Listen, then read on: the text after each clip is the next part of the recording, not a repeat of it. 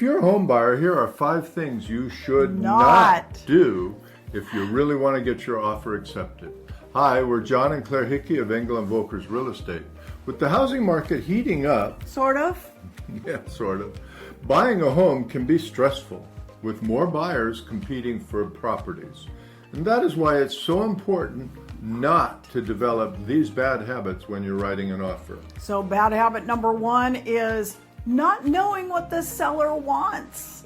In competitive markets where homes can have multiple offers, it is so important to know what the seller wants before submitting an offer.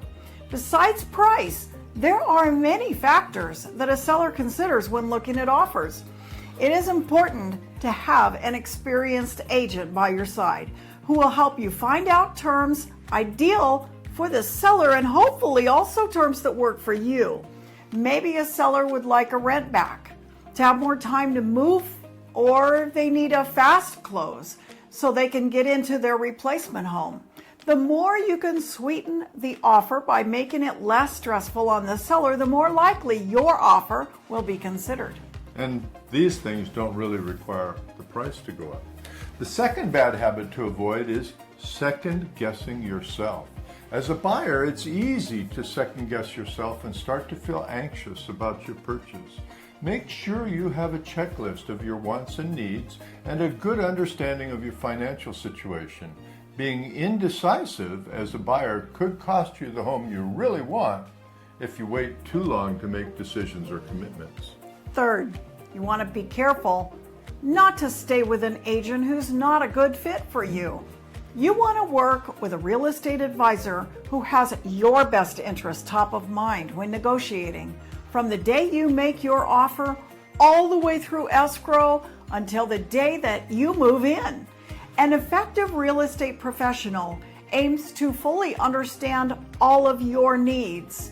They tend to be a good listener and a communicator, and they respond to all of your questions. After all, they are going to be negotiating on your behalf on one of your biggest purchases in your lifetime. Fourth, don't ask for too much.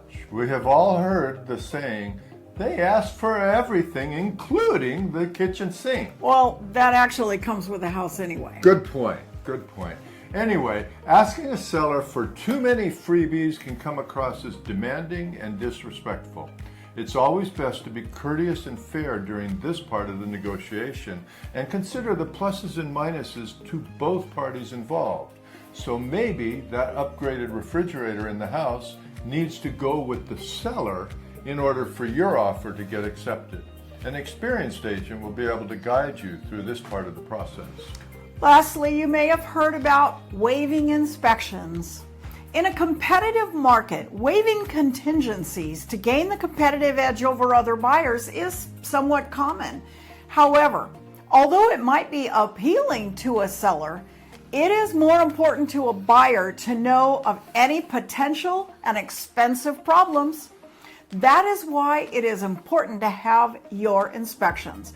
Although the seller is responsible for making complete disclosures, waiving the inspection could cost you thousands of dollars down the road. This happens because there are times when problems the owner doesn't even know about. So be wary about waiving inspections. Again, an experienced agent can guide you through this. If you're a buyer and you'd like more information on the current inventory in your area, please reach out to us. With nearly 4 decades of experience in local real estate, we're John and Claire Hickey of Engel and Voelkers, and we love guiding you home. We'll see you on the next video.